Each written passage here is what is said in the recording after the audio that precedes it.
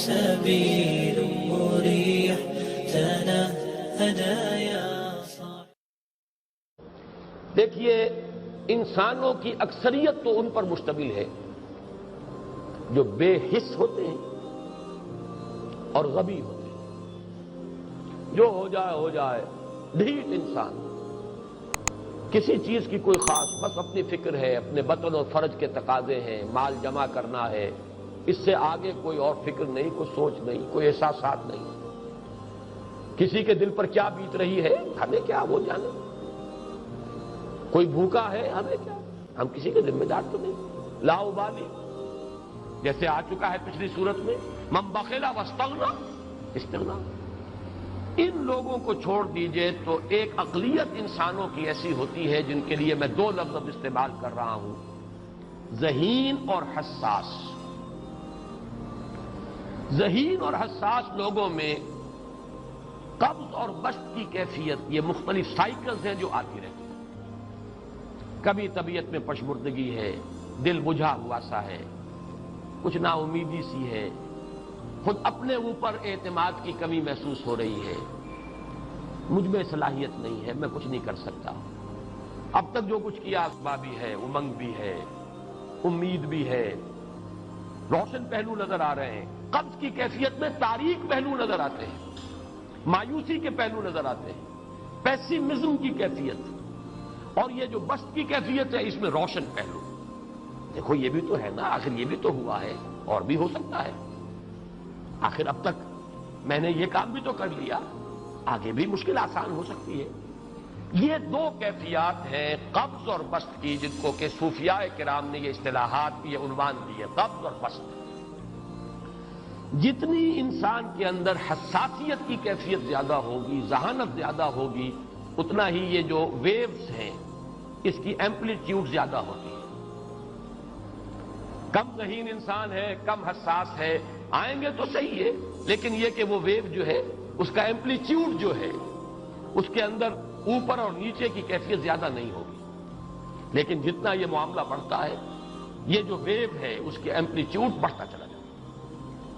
لیکن نارمل انسان کا معاملہ یہ ہے کہ یہ حدود کے اندر رہے. اسی کی ایک کیفیت جو ہے ایب نارمل جب ہو جاتا ہے، یہی ہے جو جدید ہماری جو سائیکولوجیکل میڈیسن ہے اس میں اسے مینیکس ڈپریسو سائیکوسس کہا جاتا ہے. مایوسی ہوئی تو اتنی ہوئی کہ جیسے کمر ٹوٹ کر رہ گئی. اور اسی ڈپریشن میں ہوتی ہے خودکشیاں، خودکشی کر جاتا ہے ڈپریشن. کچھ روشن پہلو نظر ہی نہیں آ رہا. اور جب کیفیت ہوتی ہے انشراح کی تو آدمی خوب بھاگ رہا ہے، دوڑ رہا ہے، امنگ ہے، محنت ہے، دوڑ رہا ہے، امیدیں ہیں. اب ہر چیز کا روشن پہلو نظر آ رہا. عجیب ہے یہ. اصل میں مجھے کچھ تجربہ بھی ہوا ہے، ہمارے خاندان میں بھی یہ مرض موجود رہا. میرے والد مرحوم کافی طویل عرصے اس مینیک ڈپریسو سائیکوسس کے مریض رہے.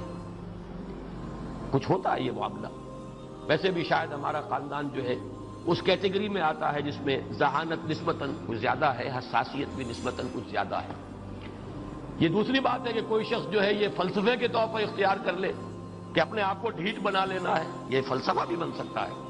لیکن یہ ہے کہ اگر آدمی چھوڑ دے اپنی طبیعت کو تو یہ دونوں کیفیات آتی ہیں. انہی کیفیات میں اگر یہ جو اپورڈ اینڈ ڈاؤنورڈ موومنٹ ہے یہ ایک حد سے نکل جائے تو یہ بیماری ہے مینیک سائیکوسس، مینیک ڈپریسو سائیکوسس. اس میں جب آدمی ہوتا ہے وہ اپر کیفیت میں تو اس کے اندر بڑی عظیمت ہے، روشنی ہے، امید ہے، لوگوں سے گفتگو کر رہا ہے، حق بول رہا ہے، خوب جو ہے محفل کے اندر. اب وہ محفل میں اسے دلچسپی محسوس ہو رہی ہے اور اسے ہر چیز کا روشن پہلو نظر آ رہا ہے.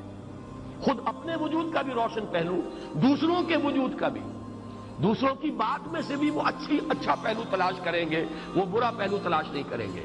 جب دوسری کیفیت ہے ڈپریشن کی، ہر ایک کی بات میں کوئی برائی نظر آئے گی، کوئی اس کی نیت کا فطور ہے، کوئی فساد ہے، کوئی یہ جو ہے بدنیتی کے ساتھ یہ بات کر رہا ہے، کوئی خیر کہیں ہے ہی نہیں، برائی ہی برائی ہے، مایوسی ہی مایوسی ہے، بدلی ہی بدلی.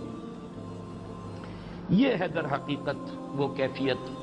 اس کو غالب نے بہترین انداز میں تعبیر کیا ہے ذہین اور حساس انسانوں میں ان کی جو ترقی ہے وہ انہی مراحل سے ہو کر گزرتی ہے. ہر قبض کے بعد جب بس آتا ہے تو آگے ترقی ہوتی ہے، جس کو آپ کہتے ہیں بائی لیپس اینڈ باؤنڈس. آدمی جو ہے چھلانگ لگاتا ہے، گویا کہ ایک درجہ جو پہلے تھا اس سے آگے درجہ انسان کا جو ہے اس سے بلندر پوزیشن پر انسان پہنچتا ہے. ہر قبض کے بعد جو نیا بست آتا ہے وہ ایک نئی کیفیت، نئی شان، نئی بلندی، نئی رفعت لے کر آتا ہے. اس کو غالب نے تعبیر کیا ہے بہت خوبصورت انداز ہے. رکتی ہے میری تبع تو ہوتی ہے رواں اور. یہ ہے وہ معاملہ جو ان آیات مبارکہ کے پس منظر میں ہے. اسی لیے اب میں آپ کو اس کا حوالہ دے رہا ہوں. تفسیر مظہری میں قاضی ثناء اللہ پانی پتی رحمت اللہ علیہ نے بہت عمدہ بات فرمائی ہے کہ حالت قبض اگر کسی شخص پر طاری ہو تو اس حال میں اکسیر کا درجہ رکھتی ہے یہ سورہ مبارکہ، اس لیے کہ یہ نازل ہوئی ہے محمد الرسول اللہ صلی اللہ علیہ وسلم پر اسی حالت قبض میں. اس میں اب اللہ تعالیٰ فرما رہے ہیں والضحیٰ، قسم ہے دن کے دھوپ چڑھنے کے وقت کی، واللیل اذا سجا، اور قسم ہے رات کی جبکہ وہ چھا جائے یا ساکن ہو جائے. سجا کے دونوں معنی سکون. ما ودعک ربک وما قلی، آپ کے رب نے آپ کو رخصت نہیں کیا ہے، نہ ہی وہ آپ سے ناراض ہوا ہے. وللآخرۃ خیر لک من الاولی، اور اس کے بعد جو وقت آئے گا اس قبض کے بعد وہ پہلی سے بھی بہتر ہوگا. وَلَسَوْفَ يُعْطِيكَ رَبُّكَ فَتَرْضَىٰ، ان قریب آپ کا رب آپ کو اتنا کچھ دے گا، اتنا کچھ دے گا، آپ کی محنتوں کے وہ نتائج سامنے آئیں گے کہ آپ راضی ہو جائیں گے. الم یجد کا یتیما فآویٰ، کیا اس نے اے محمد آپ کو نہ پایا کہ آپ یتیم تھے پھر پناہ دی، آپ کے لیے بندوبست کیا. وَوَجَدَكَ ضَالًّا فَهَدَىٰ، اور پھر جب آپ شعور کی پختگی کو پہنچے اور غور و فکر کا مرحلہ آیا، حقائق میں انسان کو سوچ بچار کا مرحلہ آیا اور آپ کو دیکھا کہ آپ تلاش حقیقت میں سرگرداں ہیں تو ہدایت دی. وَوَجَدَكَ عَائِلًا فَأَغْنَىٰ، اور پایا آپ کو تنگ دست تو غنی کر دیا. فَأَمَّا الْيَتِيمَ فَلَا تَقْهَرْ، ہم نے آپ کو یتیم پایا، پناہ دی، اب آپ بھی یتیم کے سرپرستی کیجئے. کسی یتیم کو اس کے اوپر کوئی جبر نہ ہو، سختی نہ ہو. وَأَمَّا السَّائِلَ فَلَا تَنْهَرْ، اور آپ جبکہ تلاش حقیقت میں سرگرداں تھے تو ہم نے آپ کو ہدایت دی. اسی طریقے سے اب آپ کو بھی کوئی شخص سائل بن کر آپ کے پاس آئے، سوال کرے، اسے جھڑکنا نہیں ہے. وَأَمَّا بِنِعْمَةِ رَبِّكَ فَحَدِّثْ، اور جو ہدایت تمہیں دی ہے ہم نے اب اسے عام کرو. یہ نعمت ہے، آپ کے رب کا انعام ہے، یہ ہدایت جو آپ کو عطا ہوئی ہے اس کو بیان کرو.